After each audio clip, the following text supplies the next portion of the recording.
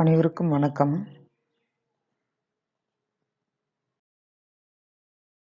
நாம் இன்றைய பாடப்பகுதியில் பார்க்க இருப்பது ஒரு சொல் இரண்டு பொருள். ஒரே சொல்லுக்கு இரண்டு அர்த்தங்களை கொடுக்கக்கூடியதுதான் ஒரு சொல் இரண்டு பொருள். அதனை பற்றி தான் இந்த காணொளியில் நம்ம பார்க்க இருக்கிறோம். ஒரு சொல் இரண்டு பொருள்.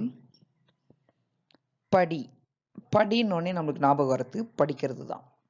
இப்போ இன்னொரு பொருள் என்ன தரும்னா மாடிப்படி. இப்போ இதனை வைத்து நாம ஒரு தொடர், அதாவது ஒரு சொற்றொடரை உருவாக்க வேண்டும். ஒன்று படித்தல், மற்றொன்று மாடிப்படி. முதல்ல பாருங்க, அனைவரும் நூல்களை படிக்க வேண்டும். அனைவரும் நூல்களை படிக்க வேண்டும்.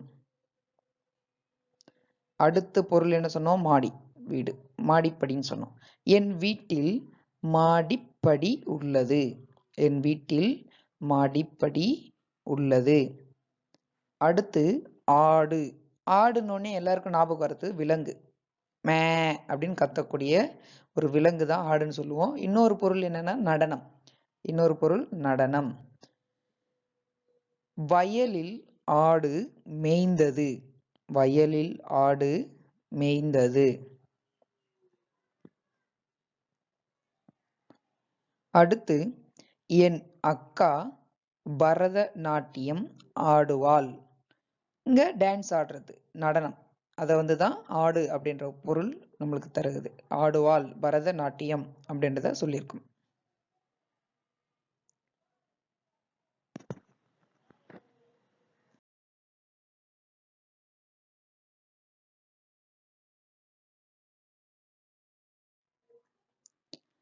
அடுத்து ஒரு சொல் இரண்டு பொருள்.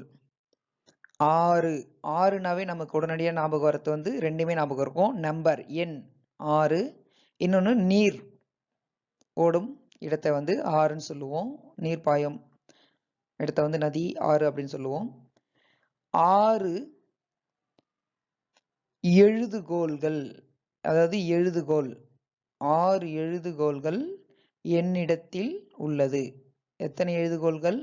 6 எழுதுகோள்கள் என்னிடத்தில் உள்ளது. எழுதுகோள்னா ஒன்று, எழுதுகோள்கள். ஏன்னா 6 என்பது பன்மை அல்லவா, அதனால எழுதுகோள்கள். புனிதமான ஆறு அப்படின்னு நம் முன்னோர்கள் சொல்லியிருப்பாங்க. அதுல குளிச்சா நம்மளுக்கு நல்லது நடக்கும் அப்படின்ற மாதிரி சொல்லியிருப்பாங்க. அப்போ புனிதமான ஆறு கங்கை ஆறு அப்படின்னு நம்ம சொல்லுவோம். ஞாயிறு. ஞாயிறுனாவே எல்லாருக்கும் மகிழ்ச்சியான ஒரு நினைவு தான். என்னன்னா சண்டே. சண்டேனா லீவு. ஞாயிற்றுக்கிழமைனா நம்ம ஜாலியா இருக்கலாம், அன்று விடுமுறை அப்படின்னு. ஞாயிறுனா இன்னொரு பொருளும் இருக்கு, சூரியன். சூரியன் சொல்லலாம். அடுத்து வாரத்தின் முதல் நாள் கிழமை ஞாயிறு அப்படின்னு சொல்லலாம். வாரத்தின் முதல் நாள் ஞாயிறு. ஞாயிறுனா சூரியன் சொன்னோம். சூரியன் எங்கு உதிக்கும்? சூரியன் கிழக்கில் உதிக்கும்.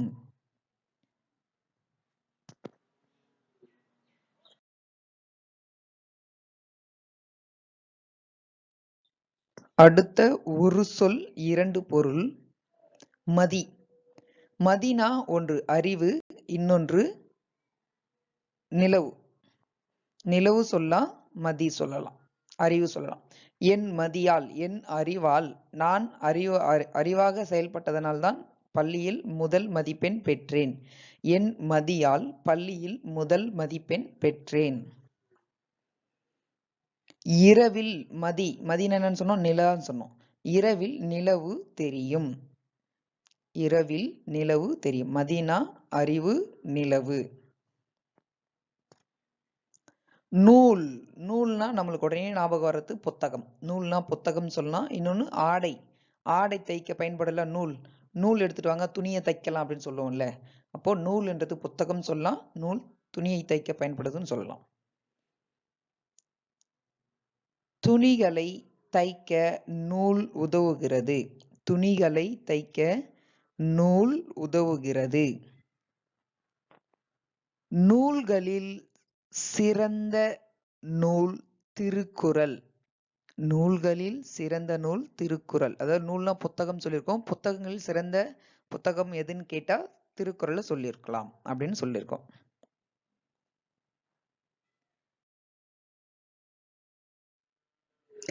அடுத்த ஒரு சொல் இரண்டு பொருள். ஆடை. ஆடைனா தெரியும், துணி. பல வண்ணங்களில் என்னிடத்திலே ட்ரெஸ் இருக்கு, ட்ரெஸ்ன்னு சொல்லுவோம்ல ஆங்கிலத்துல வந்து, அதுதான் வந்து ஆடைகள். பல வண்ணங்களில், வண்ணங்களில் என்பது 3 சுழி இன்னும் வரணும். பல வண்ணங்களில் ஆடைகள் உள்ளது. இன்னொன்னு பால் ஆடை சொல்லுவோம். பால் காய்ச்சும் போது மேல ஏடு கட்டுதுன்னு சொல்லுவது, அது வந்து ஆடைன்னு சொல்லுவோம். நம்ம பாலில் படிவது ஆடை. பால் காய்ச்சி வச்சீங்கன்னா மேல வந்து அப்படியே படிஞ்சிருக்கும் ஆடை, அதுதான் வந்து ஆடைன்னு சொல்லுவோம். அடுத்து மணி. மணினாவே தெரியும், கோவில் மணி, கடிகாரத்தில் காண்பிக்கும் மணி அப்படின்றத சொல்லலாம். கடிகாரத்தில் காட்டும் மணி, அதாவது கடிகாரத்தில் காட்டுவது மணி. எத்தனை மணிக்கு நம்ம போனோம், எத்தனை மணிக்கு சாப்பிட்றோம் அப்படின்றத சொல்லுவோம்ல, அதுதான் கடிகாரத்தில் காட்டுவது மணி. கோவிலில் அடிப்பது மணி. கோவிலில் வந்து பூஜை செய்யும் போதோ மணி அடிப்பாங்க.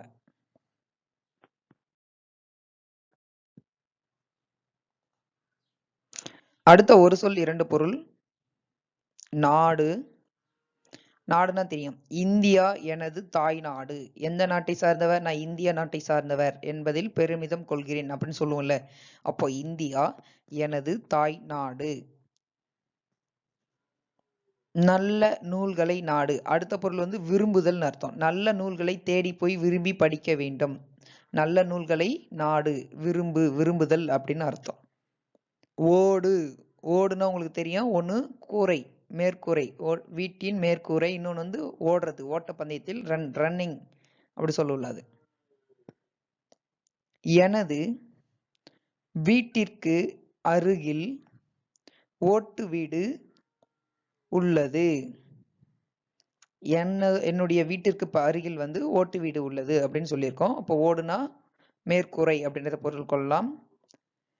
விளையாட்டில் வேகமாக ஓடி முதல் பரிசு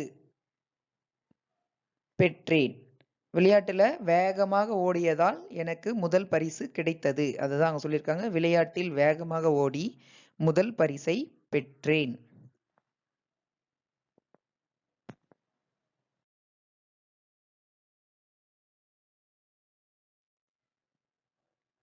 அடுத்த ஒரு சொல் இரண்டு பொருள். கடை.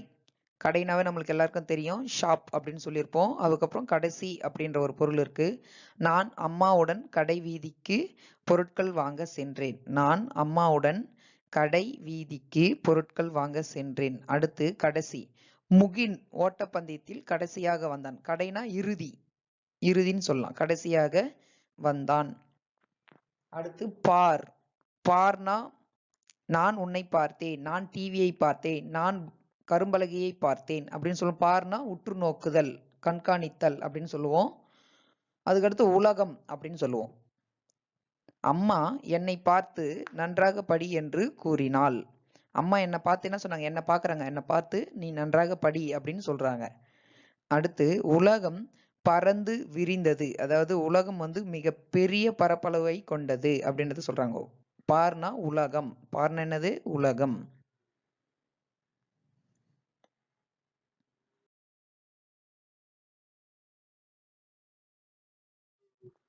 அடுத்த ஒரு சொல் இரண்டு பொருள்.